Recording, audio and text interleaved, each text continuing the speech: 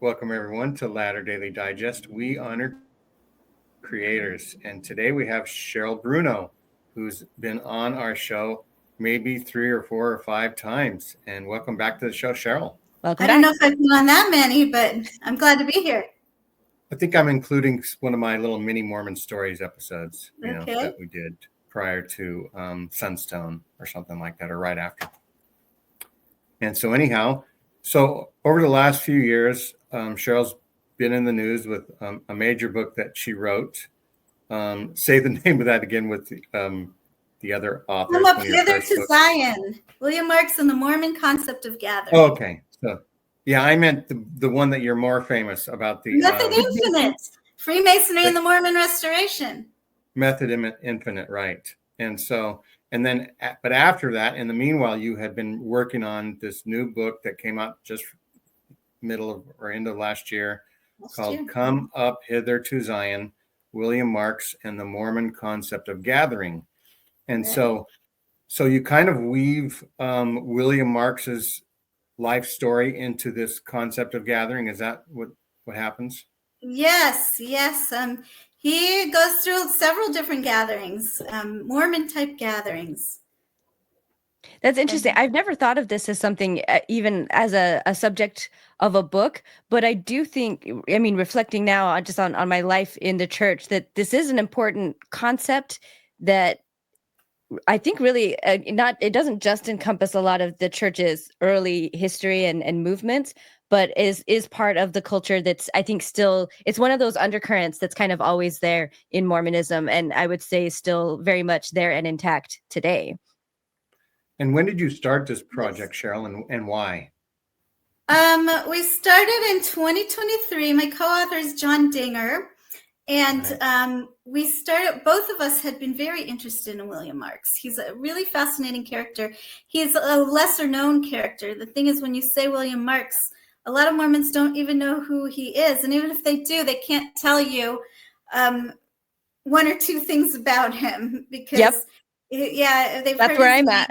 Who is he? So we thought both of us separately had wanted to write on William Marks. John had actually written a couple of articles on William Marks in Succession.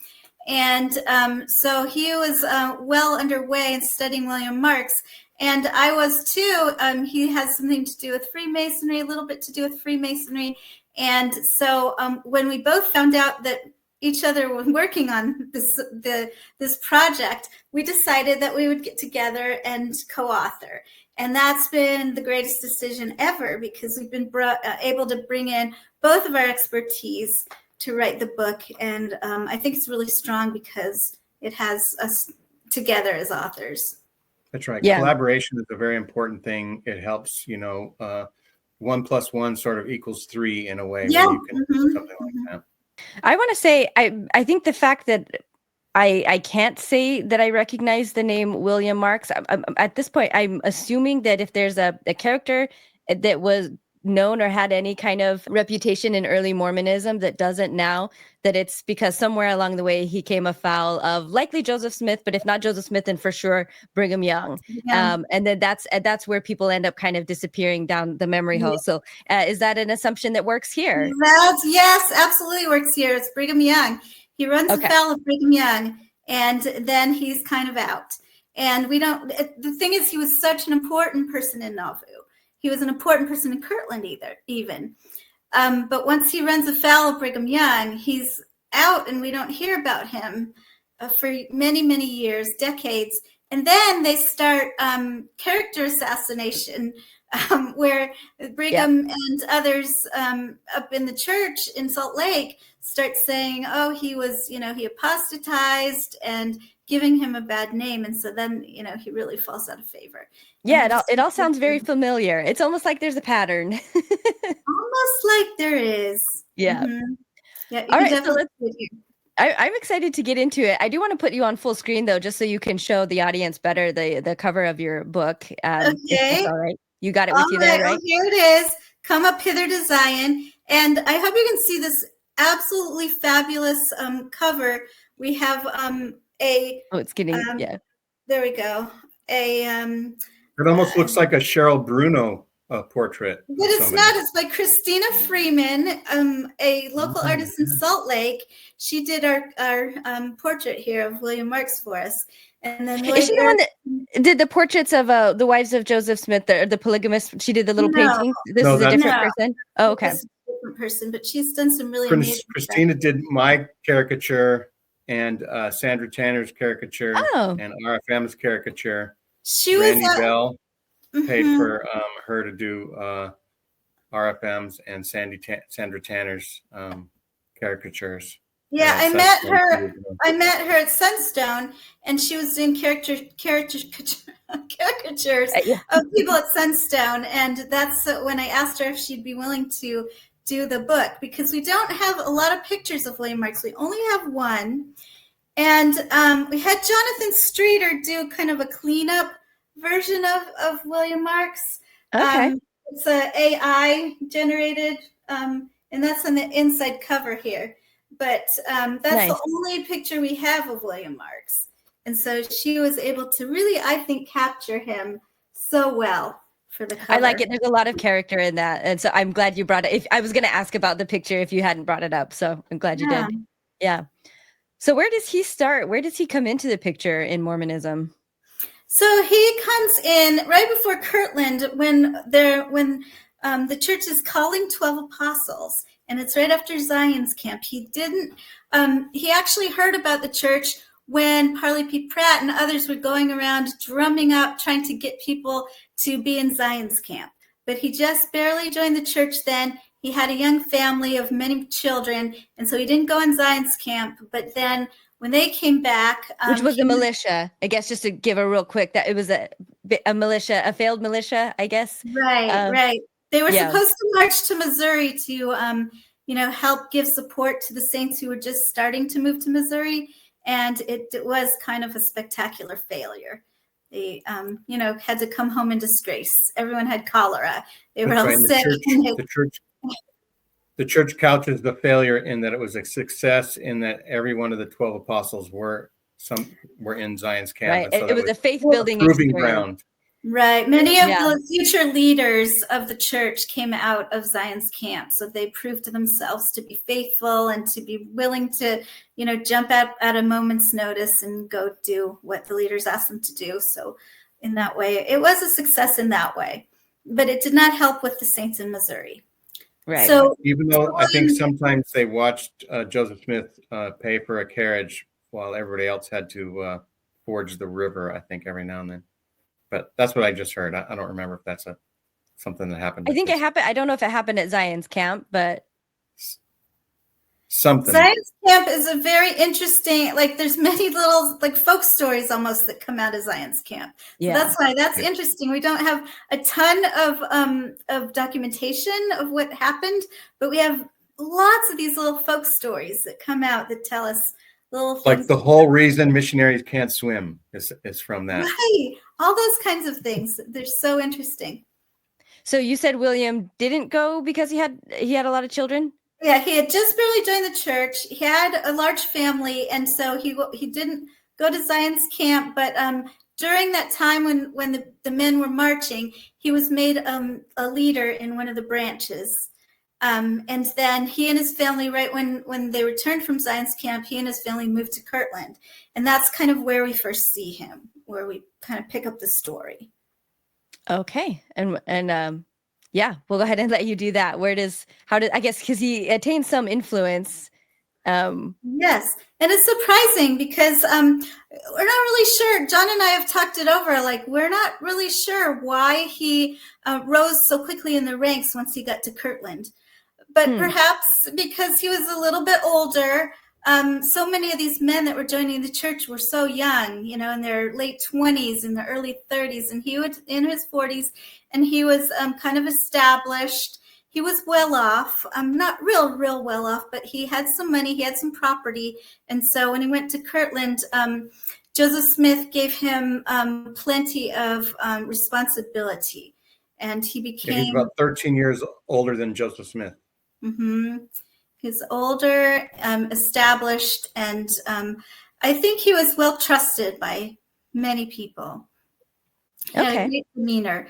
So he becomes a member of the High Council. He becomes stake president in Kirtland, and then this is when the bank failure happens, and everyone is told to move to Missouri.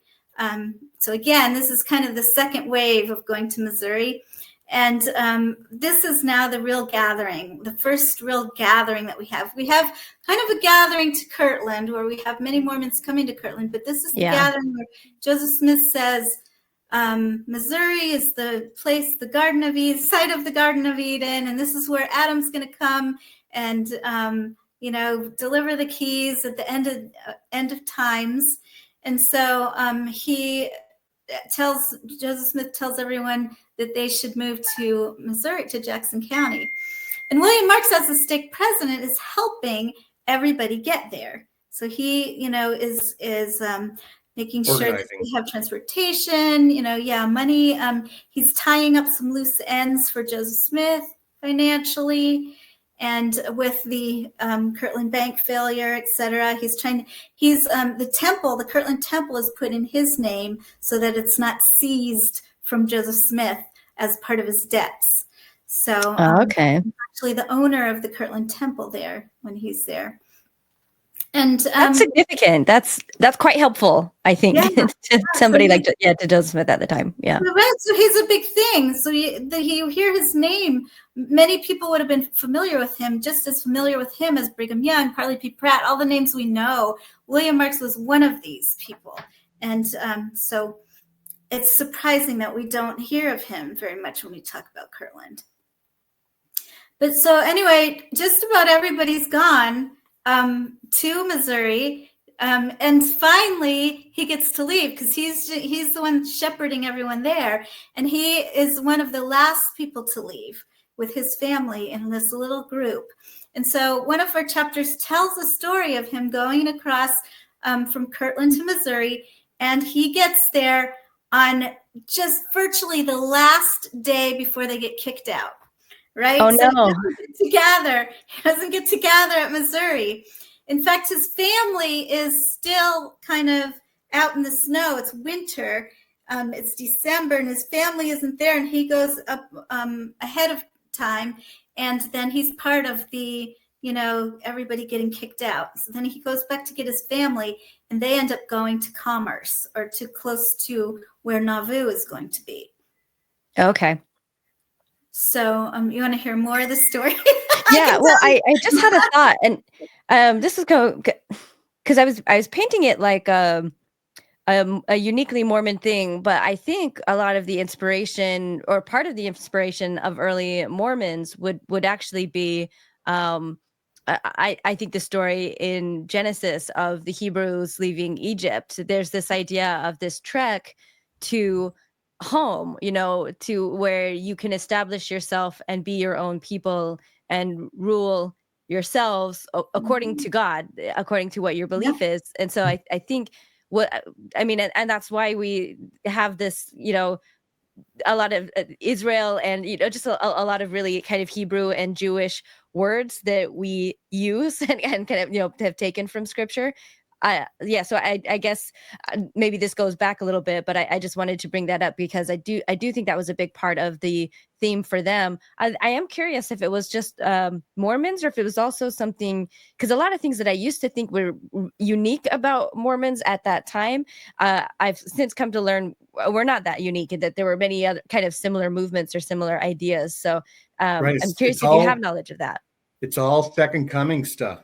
Yeah. Everybody's trying to prepare for Jesus. There was a lot of this with Christian, but I don't see the Mormon gathering is really kind of distinctly Mormon, where we have people gathering together into most religions do try to, come together and support each other, and they tend to have little groups.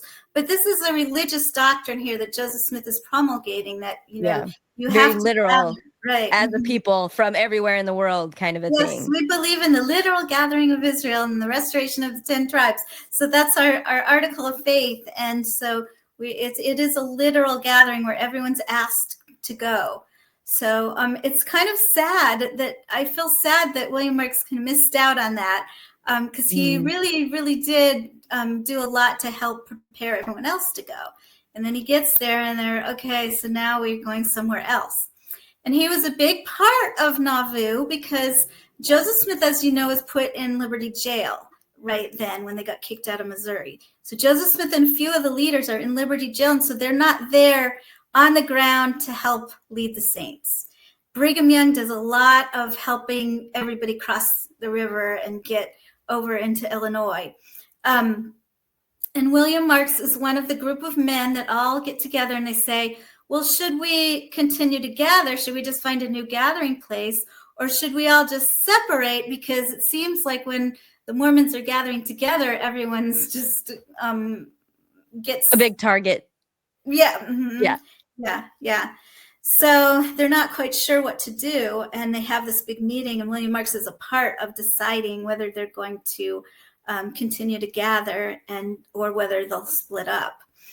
The interesting thing is he shows his leadership in this meeting, because what he does is he says, let's hear everybody's point of view.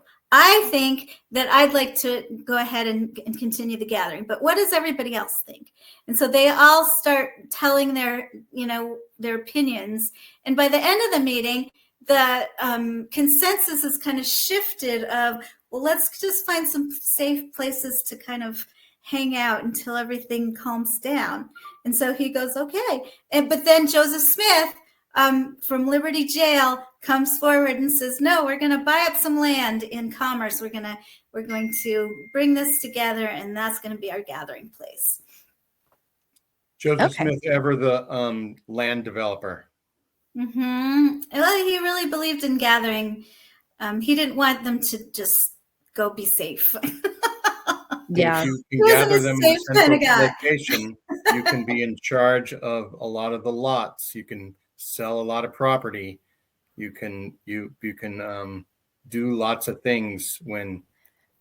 But I think also, like, from a protection point of view, I think at this point, especially like with Joseph Smith being in jail and and with the violence, it would make sense to me that initially it would be less about what Joseph could personally gain monetarily from the control that we know this, I think, in hindsight, how much he was able to do and how much property, because Nauvoo was really successful for a bit. But I think at this point, I do think safety and just wanting to like be able to have a home and establish, I think was at the forefront of Joseph and also the rest of the saints, or at least that's what makes sense to me. So I think in that way, that's what I'm sensing. Yeah.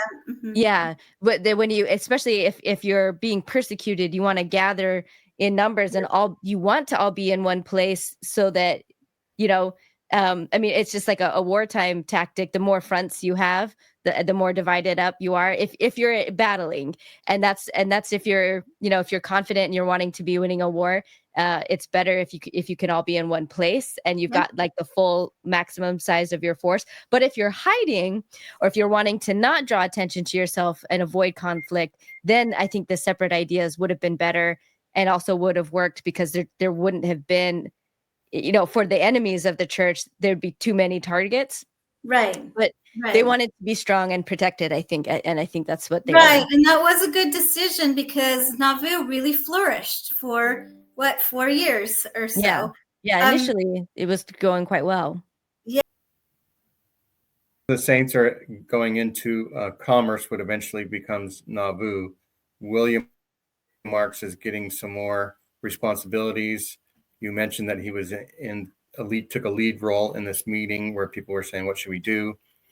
And so what types of positions does he take in Nauvoo? Yes, so William Marks becomes the stake president of Nauvoo. So stake president in Zion, because Zion is now no longer in Missouri. Now it's moved to Nauvoo. So he's the stake president in Zion, the head stake president, and he's also the president of the High Council. So the High Council was very interesting because the High Council really ran everything. The 12 apostles were a traveling High Council. So they were in charge of out in the mission field, taking care of things out in the mission field. But when you got back home where all the saints were gathered, we have a High Council, which is led by William Marks.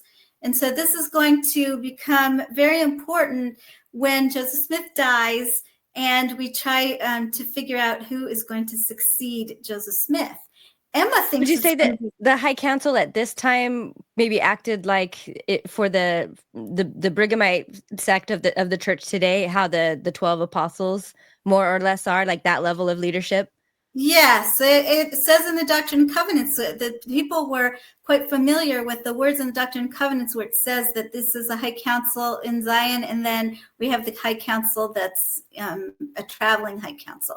Now, towards the end of Joseph Smith's life, the 12 it got a little bit more power, right? And so Brigham and the others started having more power.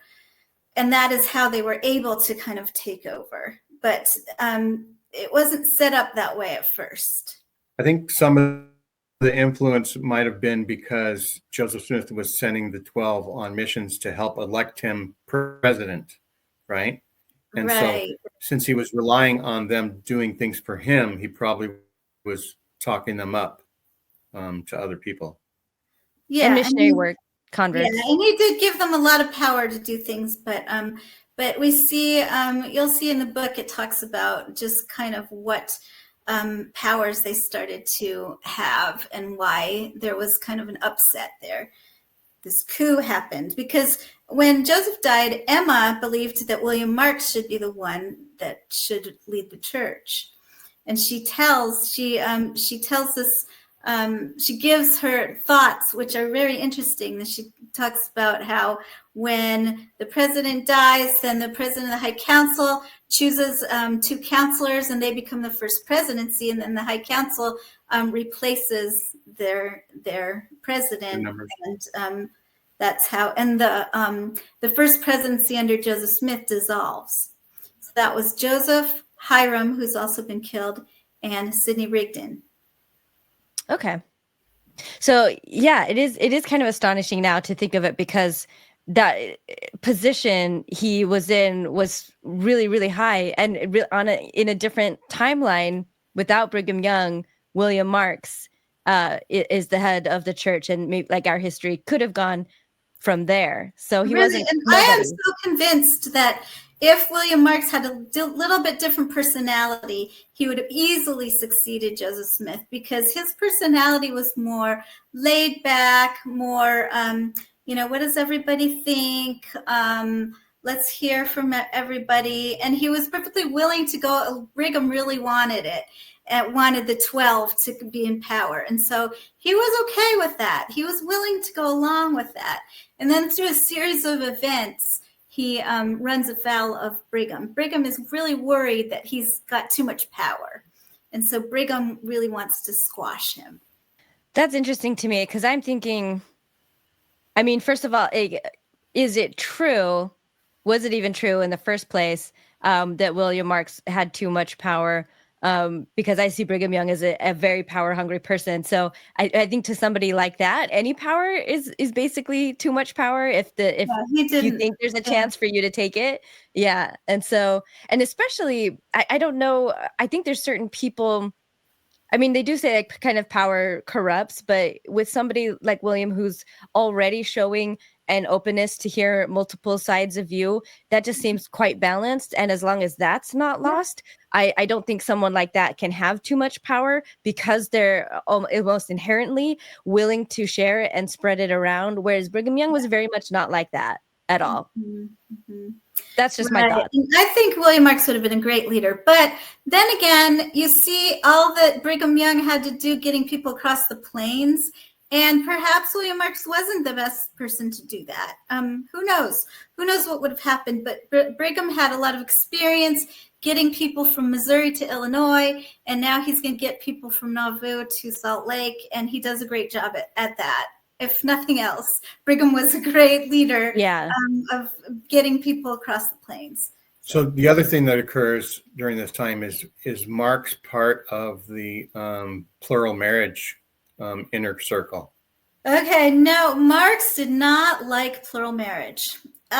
So this was another thing, is the ones who were, the 12 were committed to plural marriage. And so they were a little bit afraid. I don't think We say in our book that that polygamy wasn't the litmus test that it became later. You could have different views on polygamy. You didn't have to follow. Joseph did teach polygamy to some of his leaders, but you didn't have to be a polygamist. And William Marks and several other people on the High Council disagreed with polygamy. So, but then when Joseph died, so this would have been like a non-polygamous timeline then, if we're going into alternate timelines where William Marks stays on top. I think so. Yeah. He really didn't like it. And William Marks, interestingly, had his endowments and anointings before the other successor claimants, even every member of the Quorum of the 12. That's really interesting. That's why he was a prime candidate for succession, because not only is he stake president, he's the president of the High Council. He is the first one after the Smiths to get his second anointings. He is also high up in the Council of the 50, where that goes by age. And so he's like 10th down. He's ahead of Brigham Young. He's ahead of all these important leaders. So he had a lot of power on many, many different fronts. It's wild that he's not a main character to us. I mean, we know why, but he was a main character in Nauvoo. Mm-hmm. Yeah. So he gets kicked out of the High Council because he's not a polygamist, do you think? No, it's actually because, it's going back and forth. So Brigham Young calls him in and he has to sign a thing saying he's going to be loyal. And then at first he doesn't sign it. And then his wife goes, no, you better sign it. So he goes and signs it. And then, they're okay for a while. And then they make him do something else. And so it's just, more and more, Brigham just pushes him more and more and more. Finally, it's to the point where people, are we in Nauvoo still, or are we now across the plains in Salt Lake? No, we're in Nauvoo still. Still in Nauvoo, okay. Right. So this is right at the beginning of the succession, right when the 12 is taking over. And finally, Brigham has affected most people's views of William Marks, trying to say that he was never loyal to Joseph Smith and that kind of thing. And so people are going to his house and setting fires and doing things like that. And so finally he just sort of gets squeezed out of Nauvoo, right? And Brigham says, William Marks left without having to be whittled out. And I don't know if you caught that reference, being whittled out. They had a whistling and whittling brigade where they'd go around and just stand next to you and be sharpening their knife, and whistling, and just kind of threatening, very threatening. Like scaring people away. Mm-hmm, right. He didn't have to be whittled out, but he was being scared away. So he leaves Nauvoo. But I guess he's just doing it. He reads the writing on the wall soon enough to be like, I'm going to take this into my hands and go.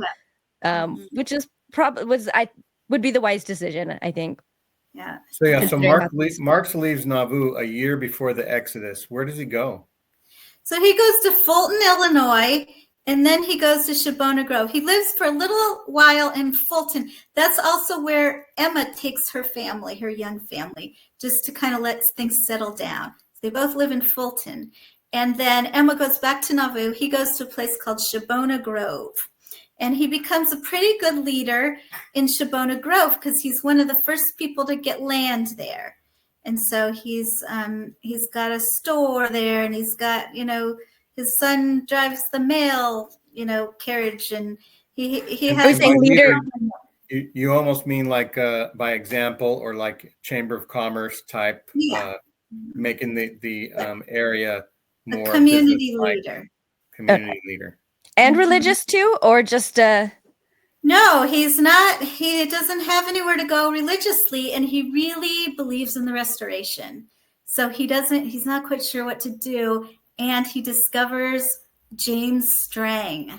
So James Strang is another contender James Strang seems perfect for William Marks, because at first he doesn't have a polygamous sect, but all of the rest of what he's doing seems very Joseph Smith-like.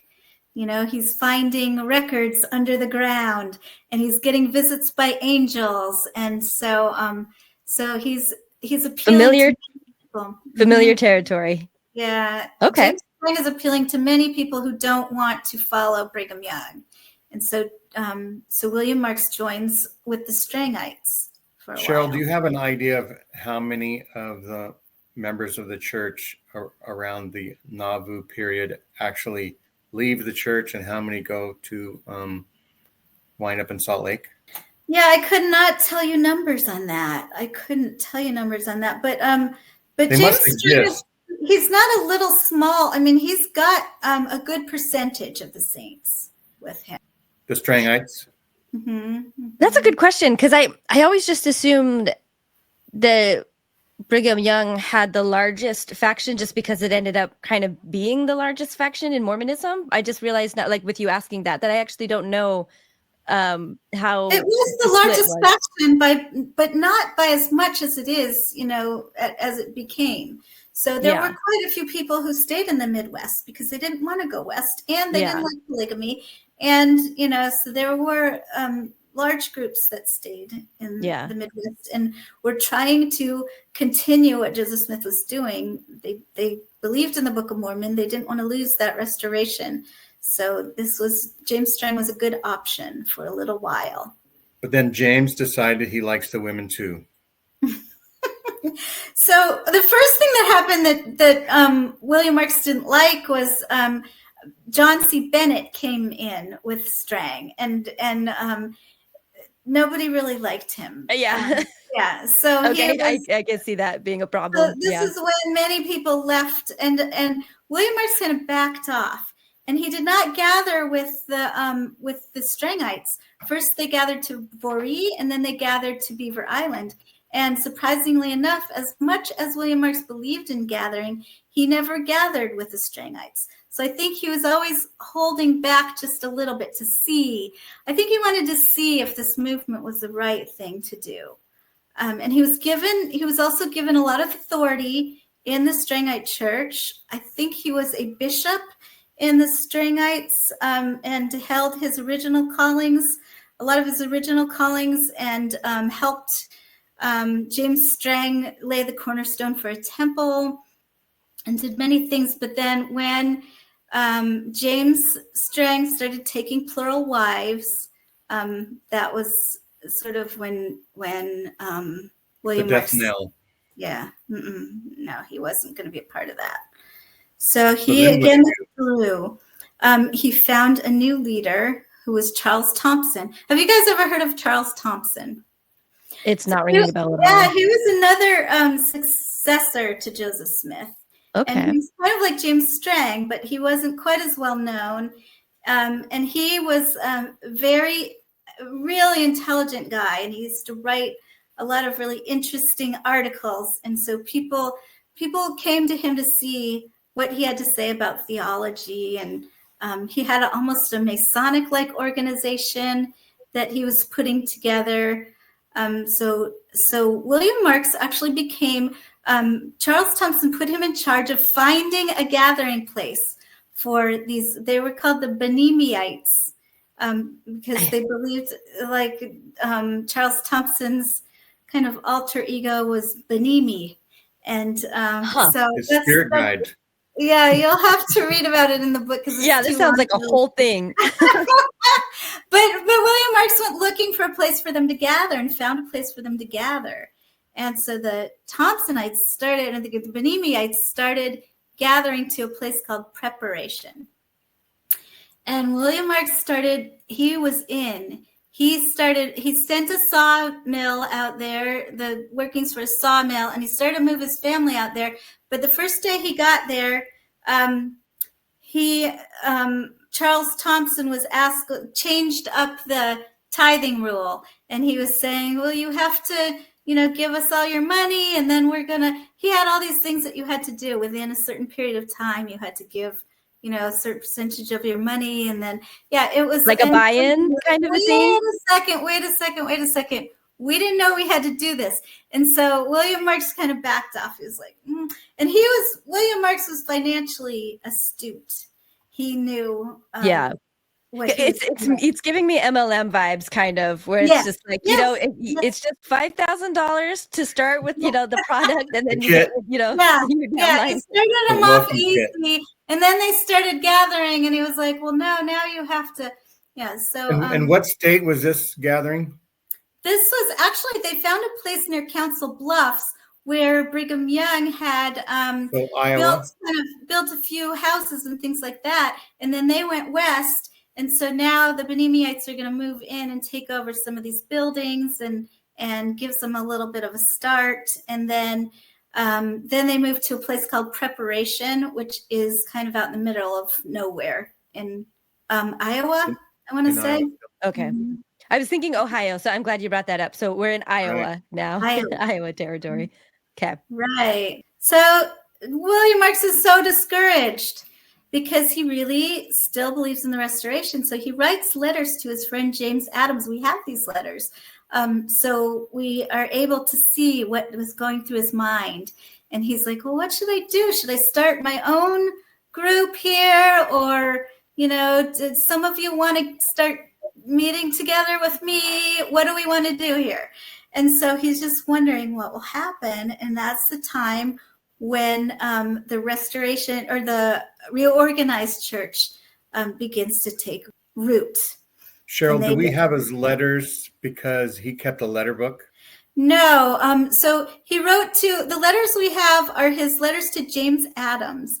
And those were donated to the RLDS church from the Adams family because they got these letters. And Okay. the sad thing is we know that he actually wrote letters to many others, and they talk about them. One man talks about how when his father died, he and his mother burned all the letters from William Marks. Oh, that made John and I just die. That's so sad to hear. Yeah.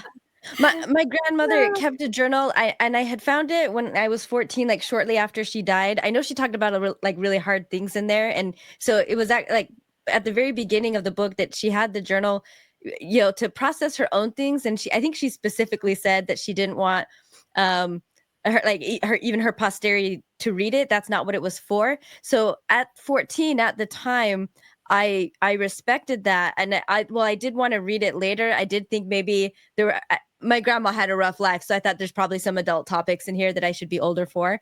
I tried to go back and find it. I had heard that my mom read something in there that made her very upset, and it went to my aunt. When I finally asked my aunt for it, she said that she had burnt it, and I felt such a loss from that I was like, that's information about my grandmother that I could have, understood more about her life that now is gone forever. And so, yeah. So it kills. I have a personal connection to that, but then also just for historical things like this, when people burn something like that, it's just yeah. Yeah, there's so many records that we know did exist at one time and that they're no longer existing. And yeah, I mean, it's one thing if things, over time get lost or don't stand the test of time, but it's another when something's deliberately burnt. It's just man. Yeah, the fun thing about me is I feeling like I almost wonder is there anyone else more than William Marks that has hit just the most amount of succession groups? Yeah, I know. Well, that's what's interesting about it. Many people went from group to group to group. That's what I heard. I just haven't heard of so many, but I guess maybe it was more common, maybe, and he's not the leader. Almost like the MLM thing that happens now, right? Somebody gets a upline and downline or whatever, and then they get soured on the product and they move them and then go to some other product. Yeah. That's true too. Okay. All right. So it's not that uncommon for William to be doing what he's doing. You're saying, Cheryl? No, not really. But what happens is the reorganization is trying to get Emma Smith and Joseph Smith III to come and join them because they want to have their leader be a descendant of Joseph Smith. So they have their eyes on Joseph Smith III. And at first he's saying, no, I'm having nothing to do with this. Nothing. And so they send people to visit him a few times. And each time he says, no, I'm not going to do it. But apparently he thinks about it a lot. And one day he just pray about it. Yeah, I know. I guess he's prayed about it or something. Or maybe he's gotten over because he was so young when his father died that it must have been very traumatic for him. And to think about leading a church must have been a real difficult thought. But he finally decides he's going to do it. And the first person he calls to tell that he's made this decision is William Marks. And he says, I've decided to be a part of this. Will you come and, make this possible? And so William Marks goes and, gets him to come to the first, to one of their general conferences. And this is where they make him their leader. And then Joseph Smith III makes William Marks his first counselor. And he has him set him apart as the president of the Reorganized Church, because he thinks that William Marks has the most authority of anyone that is not, in Salt Lake City. Well, actually, he doesn't think anyone in Salt Lake City has authority, but he believes that William Marks is the one that has the most authority and that can set him apart. Wow. Yeah, that's a big deal. I okay. Yeah. So he's not only important in the, what we think of the Mormon, the LDS Mormon movement, but also in the RLDS movement that starts at that time. He's very important, and he is in fact Joseph Smith III's first counselor until his death, and his only counselor. He didn't have a second counselor until after William Marks dies. So for many years, it's Joseph Smith III and William Marks who lead that organization. So I was looking up somewhere that the Reorganized Church actually took that name in like 1872. What did they call themselves from 1860 to 1872? Did they just say the church? They call it different things, but a lot of times they call themselves the Reorganization. They didn't think to call themselves like the originals, the OG church. Yeah. They wanted the Church of Jesus Christ of Latter-day Saints, but it's not. It doesn't have the apostle or the hyphen. Yeah. Okay. Yeah. And so I guess for some reason I thought that at some point William Marks did end up in the Salt Lake Valley, because some who did end up staying behind did end up going and crossing over later, but William Marks was not. He wasn't one of them. No, Okay. He ended up until his death. Then he was with the Reorganized Church. Okay. Mm-hmm. I don't know where I got that in my head then, but I guess maybe because of the idea of gathering, I thought that he would have eventually, and with the big one that happened in Utah. So I think that's just where my mind went, even though there wasn't an indication given of that. So. Right. So the fun thing about did he similarly help Joseph Smith III by being he's like a collaborator. He's like a guy that says, hey, let's hear everybody's opinions. He's very democratic. Does he help Joseph Smith III sort of do that as part of these reorganized Joseph Smith III is a real go-getter. He knows what he wants to do. He's real strong. He gives William Marks things to do, like go to Emma and get the papers for the new translation of the scriptures, the inspired translation of the scriptures, and then they go through these papers and they make it into into their Bible. So they have little projects like that he has William Marks do. Because that's what we don't really hear as Brighamites, is that the whole Bible just about was revised.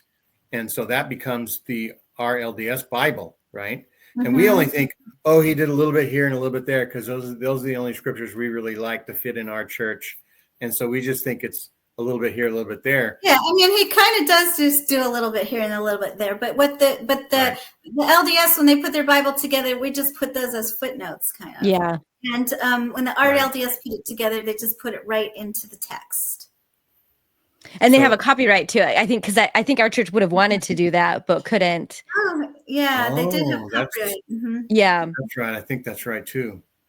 I at least that's my understanding, is that if they could have been able to do that, but in a way it almost, I think, works out kind of keeping with the King James version instead, as the next fall through, because at least for me, like even in modern times as a missionary, that was one of the things that I liked, ways for me to meet the criticism that Mormons don't believe in the Bible would be to be like, or that we have our own Bible. When they say that, I would just be like, I have the King James. Like, what do you have? Right, And right. it's an established Bible. So Yeah. so I saw that as a positive, and Yes. that, like, if we had done the Joseph Smith translation, then that, that would have been an honest critique anyway, that we had our own Bible in a sense, or a changed Right. Bible. Yeah. Right. Just And I little think side- the people that compiled the King James version talk about it being inspirational, that they did things like they prayerfully sought guidance, to do all of their things that they did. And so Yeah, of course. the cover letter to the King James Bible is amazing and funny to me. And it's neglected, but I think everyone should review it and read it. And if you never have, like, it's funny. If you got to get past the language, but it's a lot of ass kissing. That's what it is. It's just like effusive praise, of the monarch, and we are humble, servants. It's it's funny. It's great. It's great stuff. But that's right. He gave us money, and we're glad. So he's the man. So what I was saying about this, one more thing I'm going to tell you is that, remember I was telling you about his letters. We have in an appendix, we have put together all the letters that we have in his own voice. Oh, nice. So you get to read, those letters to James Adams and hear, kind of his voice and his thoughts and that kind of thing in the appendix, which is really nice. You get really a sense of who he was by reading those letters. So we'll include in the description a link to where people can buy it. Who published it? Cofford Books. And I'm curious, like, the theme of the book, was that one that you guys kind of settled on as you were studying his writings, that this was the theme that kept coming up, or did he kind of summarize this often as an idea himself, like in talks or writings or things like that? I hope that's making sense. How did you come to that? I think it was more kind of a decision, an editorial decision. We decided that his life went along really well with gathering. We saw gathering in each of the places that he went, even though he didn't gather with James Strang, but he was still really involved with that. And there were reasons why he didn't gather. And so the gathering was still in his mind at the time. And so he was contemplating it. It seems like with every chapter, we have something that has to do with gathering, with this Mormon concept of gathering. And I think he's a really good person to talk about gathering with. There's no one better that you can study the Mormon gathering as you follow William Marks's life. So it worked out really well for the book. All righty. So everybody go buy the book if you're, interested. We want you to. And then you could bring the book to either the Journal of Mormon Polygamy Convention, or what are you guys calling it? Yes. So this is another, when I finished with the book, with William Marks' book, I started a new project and I retired. So I have time to work on my new project. And what the new project is we, along with Michelle Stone, I have started the Journal of Mormon Polygamy, which is a place where everyone who's interested in engaging polygamy on an academic level can write for us. And we have a conference that's coming up in March. This is going to be really fun. And it draws from many different ideologies of Mormon polygamy. So we have scholars like Todd Compton, Don Bradley, Claire Barris. We have Barbara Jones Brown. Many scholars like that are going to be presenting at our conference. Taylor Petrie is another. I'm going to miss somebody, but I know that's always a hard thing. But those are some big hitting names, and so if there's people who are thinking that the Mormon academic history world, and those are the ones that have talked about have written about polygamy, and then we have others that others will be really they're big hitting names for the monogamy affirmer movement, like Michelle Stone herself and Jeremy Hoop, Gwendolyn Wine. I'm going to now call that the William Marks wing of the polygamy history. Okay. Yeah, could would John be part of that? I don't actually know how to say his last name. Hasajek? So yes, John Hychek was originally planning to be a part of it as well. He's unable to come this time, but he will be hopefully submitting his article for our journal. What we're going to do is we'd like to publish all of the papers that are given at our conference in our journal. So you can see the academic and we have a really high standard for our journal. We have double-blind peer review. Each of these papers goes through. And so what we're trying to do is trying to elevate the discourse, because so far what it's been is kind of like this little argument between, did Joseph Smith practice polygamy? Did he not? But there's more that goes into that. There's studying documents, right, and a lot of analysis that goes into this that can be very scholarly, and we want to elevate that, but we also want to make room for everyone who wants to talk about it. Practicing polygamists, we also have who are submitting articles to our journal and being a part of our conference as well. So you'll see a little bit of everything. That's good, because I was thinking, I know my first assumption upon hearing about this was that it was going to be geared more just towards one side or one narrative. And so I think this is really great then, and especially like with all the other names that you brought, is adding a lot more, it's just making a more complete picture for me of something a lot more credible and interesting. So that is exciting. And I do want to, like, as someone that people know, I am very skeptical of the monogamy side, but I will stand on, I do think it's a conspiracy, but it's not a baseless one. There's a big difference. There is a lot of things that are, I think, legitimate. I think a lot of legitimate issues are raised by the other side. Well, I think that even when you look at those, I still fall on the side I do. That doesn't mean that they're not scholarly or that they're not worth talking about. And so I absolutely believe this is a discourse that can and should be elevated. And so I'm glad to hear that is happening. And that was something that it was kind of said in some comments today. I think I know that I might be part of the problem in how the other side is perceived, and I'm going to try to do better at this, I think, from here on out. But yeah, I want to say it's not baseless.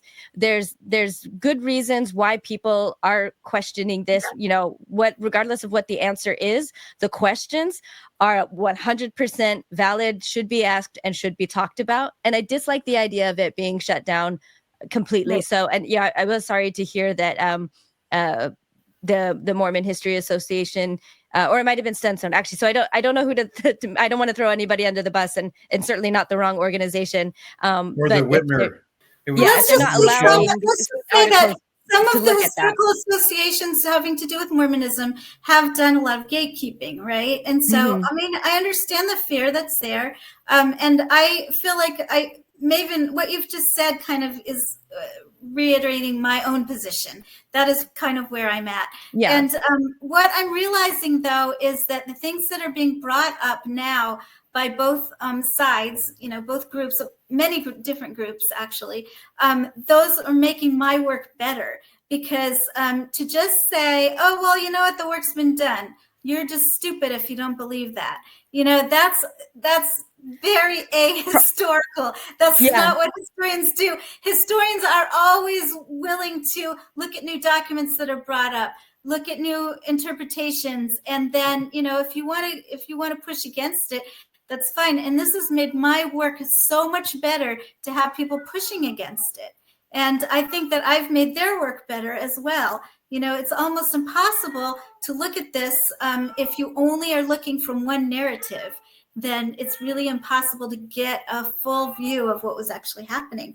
I think that the narrative needs revision. I really do. I still believe that Joseph was a polygamist. I believe that he taught it and that he originated it, but I think that we have a lot of things wrong. So we need to, where it's wrong, we need to revise, and we need to tell them why, when they bring up these points, we need to say, okay, this is what. When I first looked into this, I thought we had it nailed down. and we don't have it nailed down. We have so much less contemporary evidence than we think we have.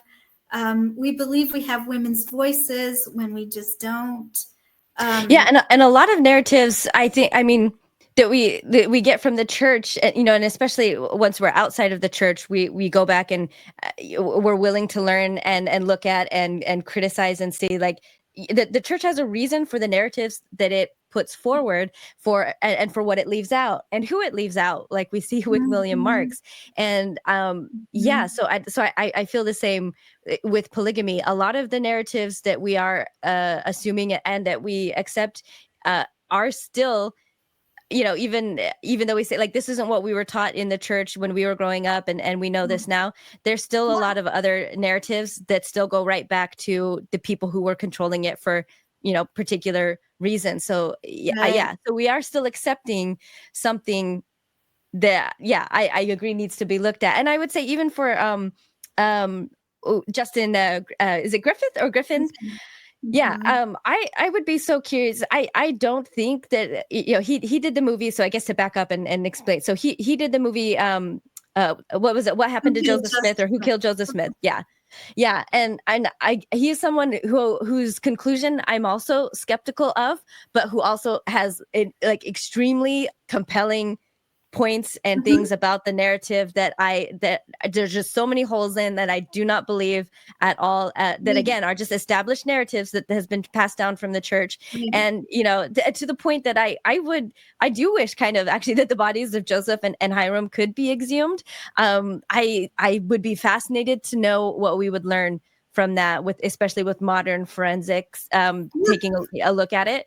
I definitely think it would not match the church narrative. Now, would it match Justin's? I'm skeptical, but I would just be curious to see what we actually learn from it. And historians are continuing to do work on these things. I know Don Bradley is working on this photograph of Joseph Smith, and so he's done some forensic work trying to figure out which one was Hiram, which one was Joseph, and and the death masks and that kind of thing. So there's always new information always coming out, and so I think the more people can keep themselves abreast of what's happening right now, then this is where it's going. I feel like the Journal of Mormon Polygamy is going to be in the future where we get some of these new findings about what happened not only with Joseph Smith's polygamy, but what happened with post-manifesto polygamy and what's happening today, the pushback that we're getting. So. Yeah. Is the conference filled up, or are there still a few tickets left? Yes, we have tickets still available at journalofmormonpolygamy.org. You can go there and sign up for the conference, and it's going to be fabulous. Perfect. Well, we'll have the links below then. That's right. Thanks for coming on. And I think especially if there is kind of a ban either overtly or covertly on some of the polygamy stuff with the established journals and conferences, then I would expect for your journal to be the place where some new and exciting, like never before seen things come up, and I look forward to that. And we do think that that's coming. We do think that that's coming, and I guess that's all I'll say about that. Yes. Thank you so much for having me on. Yes, thanks, Cheryl. Cheryl came on Latter Daily Digest to announce the formation of the Journal of Mormon Polygamy, and also some other little channel called Mormon Book Reviews as well, about the same time. But otherwise, thanks again for coming on the show. Everybody have a great 2025. Like and subscribe and do all the things. And we'll see you next time. Bye-bye. Bye, everyone.